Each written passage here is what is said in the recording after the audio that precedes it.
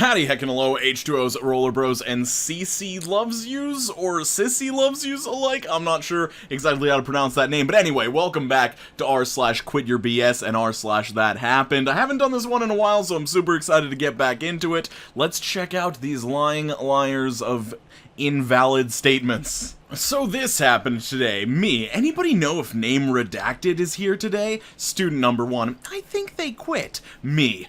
Okay, yeet. Tosses music on an adjacent table. Student number 2. Oh my god, we have a modern teacher. Cheers and applause from the entire band. Me. Thanks? Oh yeah, fellow kids, every time I've heard a teacher say yeet, I'm like, oh my god, a modern teacher. Like, what human being would say that? I made it into the Disney college program! What a dream come true! And they attached a little drawing that says you're accepted with them crying at their computer. A few people comment on the Reddit post. No, not your art. That's mine. Give me some credit, please. Well, not really you. Somebody links the original post. I thought I'd seen this before. It really actually bums me out pretty deeply when I go down the rabbit hole of thinking what goes through the head of this reposter. They're like, everybody's gonna think I'm so cool and be so proud of me when they see I've made it into the Disney college program. Except they haven't, and they're just sitting alone in their room, wishing that they had done such an impressive thing. I'm not saying this was the right thing to do, but this creep was bothering a teenage girl, and my private investigator boss and his mate were called to deal with it. They held the guy upside down over an open lift shaft until he promised not to bother her again.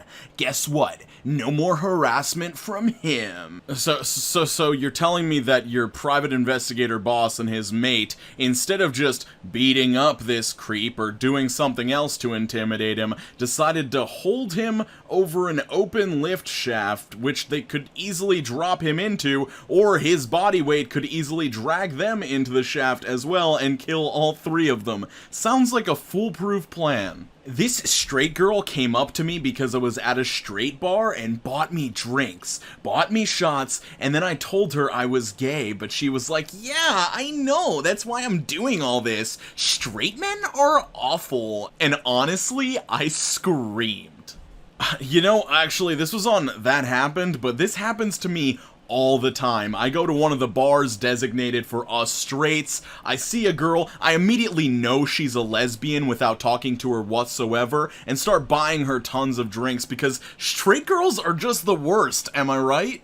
Alright, I guess this is from some sort of, like, submit a story to a newspaper or something like that. I work in a Tesco in a small yet famous town called Kettering. But one day a woman comes to my till and I start scanning her items. After at least 10 minutes of scanning the most expensive items we had in stock, I finish and tell her the price she needed to pay. Me, okay, that'll be £750. That's when my mind exploded at the amount of money she'll spend and the size of my next paycheck. Woman, alright then, starts rolling her card away. Lady, you have to pay. Wait, I gotta pay? Yes, ma'am, normally you have to pay for items that you have bought. They don't do that at 7-Eleven. Miss, the nearest 7-Eleven is in America. There isn't even one that just gives stuff away. She suddenly darts out of the door to be blocked by a coworker who is also a police officer just working part-time in the shop. Miss, I saw you dash from that till without paying. She pulls out a Nerf gun and shoots him in the forehead, which does nothing, so he pulls the toy out of her hands and stomps on it. You can't do that! I'm calling the police! Coworker pulls badge out of shirt pocket. I am the police! She goes pale, and in the next 5 minutes she gets arrested for attempted theft, assault, and being rude to an officer. I have literally seen videos of people on r/trashy filling up trash bags full of clothing to leave a store with and try to escape without being seen, and I still don't believe that somebody would try and walk out of a grocery store with £750 worth of stuff and try to play it off like stores don't normally charge people for stuff. This is what I have so far, and Jesus, it took so long. That's good, holy cow. Press X to doubt. This person posts the exact same image that they found on Google. Quit the BS, really. Oh, nah, I didn't realize I sent the wrong picture, LMAO. BRB, let me go and take a picture of my drawing again. Sure, it took you a real long time to find that picture on Google, and now you'll probably scroll down 3 or 4 pages to find a more obscure image. Share this, let's make him famous because the media won't. A Malawian teenager, I'm not sure how to pronounce anything, William Kamkawamba, taught himself how to build a windmill out of junk and bring power to his village. He then went on to build a second, larger windmill to power irrigation pumps. He did this all from books he read in the library. The headline says the media won't make him famous, but he did a TED Talk. There's a best-selling book about him and a Netflix movie. So they did make him famous. I mean, this dude deserves all the recognition in the world, but this stupid clickbait article deserves none. So, every time I go to Starbucks and they ask for my name, I always tell them Tony Stark. I'm cool, I know. Anyway, today when they called out my name and I went to collect it, I noticed this guy blatantly staring at me as he ordered his drink. I thought nothing of it and went over to get some sugar when I noticed that the guy was walking over to me, still staring right into my eyes. So by this point, I was getting quite nervous and was about to ask him if I knew him when he leaned right next to my ear and whispered, "Peasant."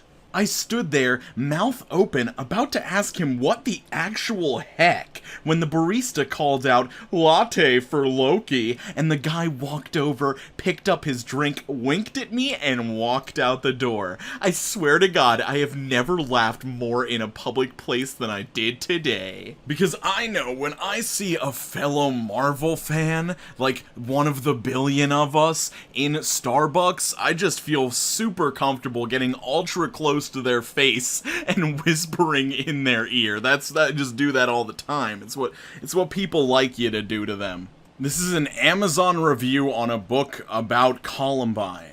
1 star, the newest book on Columbine. I'm a Columbine parent. I am a very well-informed Columbine parent. This book does not tell the true story of the Columbine tragedy. It is full of errors and full of assumptions that are so ridiculous that this book gets very close to becoming a work of fiction.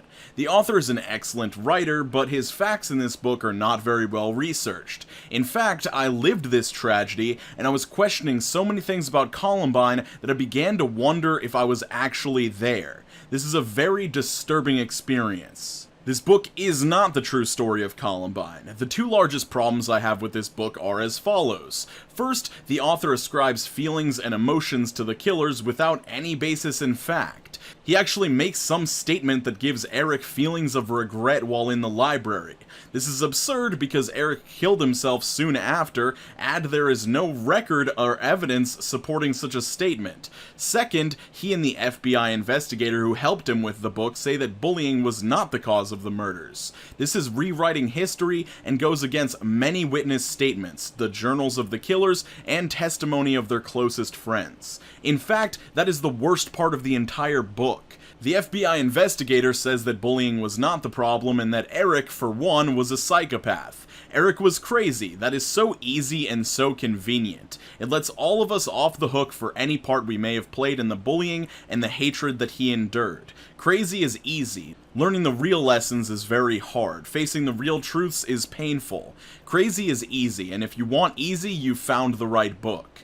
The author of a book like this has the responsibility to the victims, to the public, and to the honesty of history to be accurate in explaining motivations and facts. This book does not honor the facts or the victims. If you read this book, do not expect a perfectly factual account. You can expect a well-written book, but do not expect to learn the truths of Columbine. They are hidden from this author and missing from these pages. Randy Brown, a Columbine parent.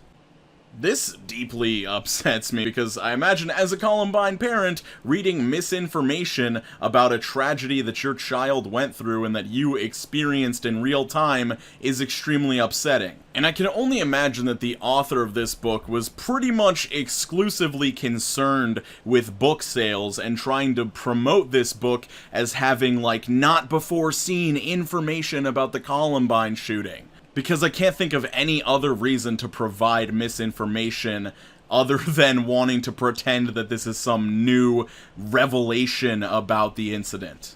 Alright, taking it down about 75 notches in terms of seriousness. You know your child and what their limitations are. I let my 6-year-old watch Game of Thrones in its entirety. She frequently pours cereal all over her brother's head slowly and says, "Today I have chosen to spare your life, but next time it could be molten gold should you misbehave." She yells, "Dracarys!" whenever a teacher assigns homework, followed by, "A girl has no homework." I think it's great. So you let your child watch a show with a major incest storyline and extreme sexual themes and gore and violence. Yeah, it's you're doing an awesome. Don't change a thing. You're killing it as a parent right now. Hey yo, if you want to come hang out with me live, I'm probably gonna be streaming like 30 minutes or so after this video goes live, so if you click the link in the comments, check it out. I might be live. If I'm not, drop me a follow and you'll be notified anytime I do go live. I'm just gonna be playing some COD World at War Zombies,